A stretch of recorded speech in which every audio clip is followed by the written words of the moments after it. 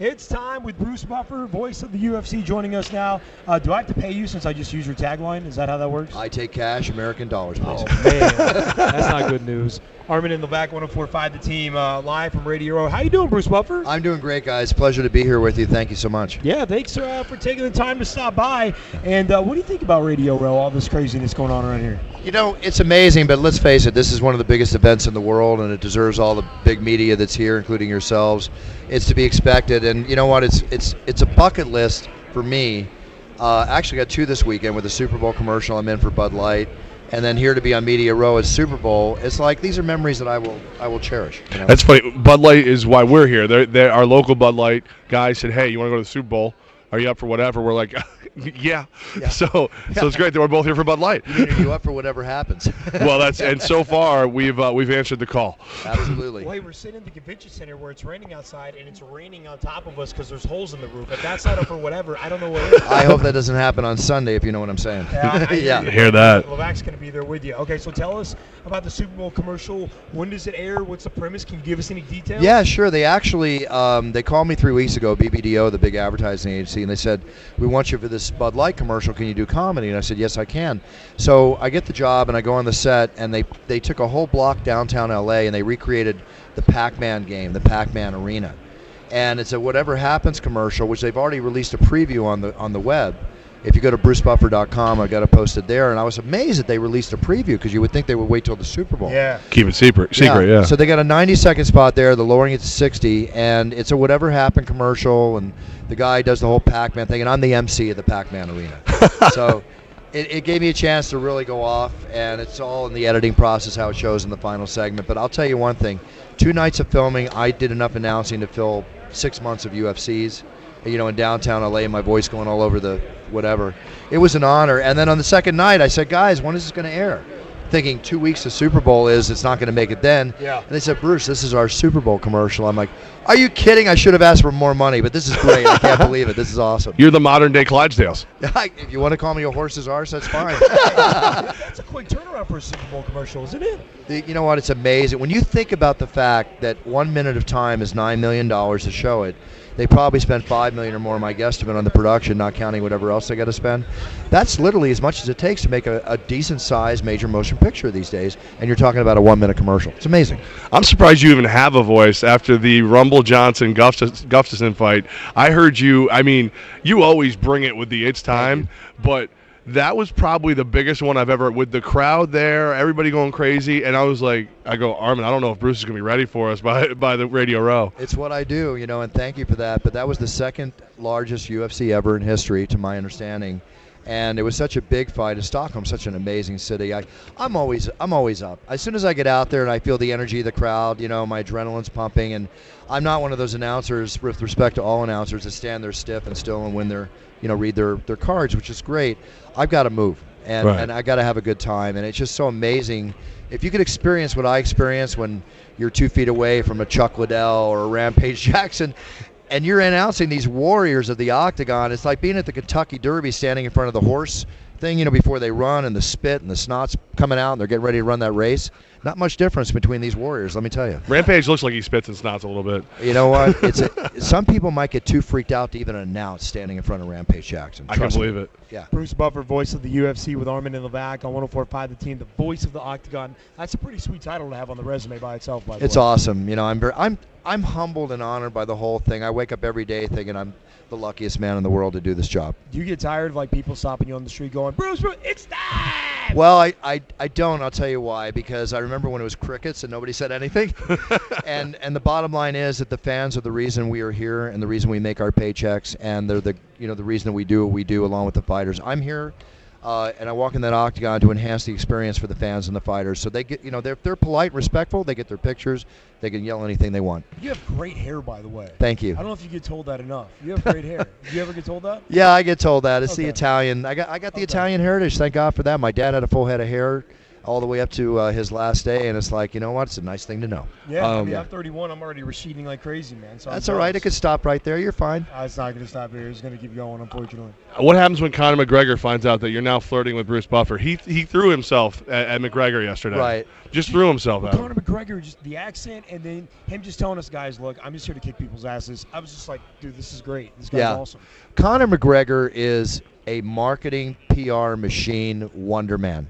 I mean, how great is it to have him walk in the UFC? He's such a natural.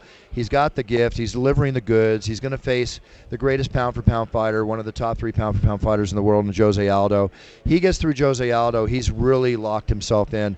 If he loses to Jose Aldo and it's a great fight, he's still locked in. Conor McGregor, guys like Conor McGregor in the fight world come along maybe once every 10 years.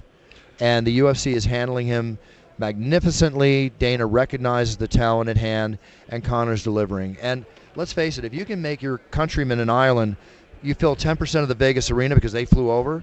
There was one other fighter like that in Ireland in boxing named Ricky Hatton, and they used to fill 20-30% of the arena with Irish fans, right? He's doing the same thing. This is the new potential GSP.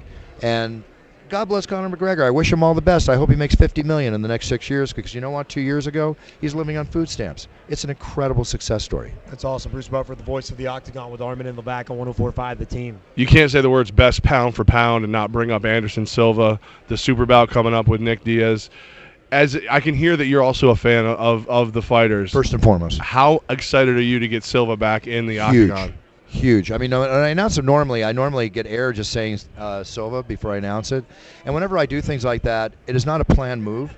It's a reaction. It's a momentary, adrenaline-related reaction. And it's always been that way with Anderson Silva. To him to walk back in, my feeling about him is that this is the greatest pound-for-pound fighter to ever set foot in the Octagon. And now, in his mind, being the champion-minded individual he is, he's not walking in going, I'm the greatest, and here I am again. He's walking in saying, I'm back again, now I'm going to prove that I'm the greatest. There's a difference. And you're going to see a very powerful Anderson Silva walking in. May the best man win, because Nick Diaz is no slouch. He's a great warrior. Now, see, there is some people who are saying that Diaz isn't who he used to be, but just the absolute fear. Like, I'm scared to see Silva throw a leg kick right now.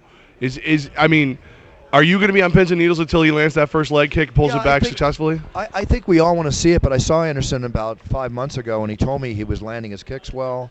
He's very confident. He's going to come in. I've also talked to a couple doctors that claim, I don't know if this is true or not, that his leg could even be stronger as a result of the way that it healed. Oh, no. So, yeah, right, exactly. But I think he's going to want to prove to the world that he can throw that leg kick, and especially prove to himself. So, yeah, we'll all be on pins and needles, but then when that first kick lands, we're going to be like, oh, boy, here we go.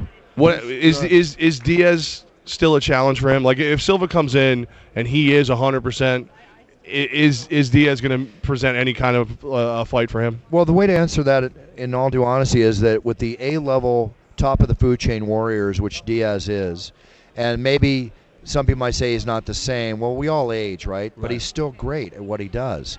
I mean, this man throws punches in bunches. They're not powerful, but they're punches in bunches. I wouldn't want to get hit by one of them, but they're still punches.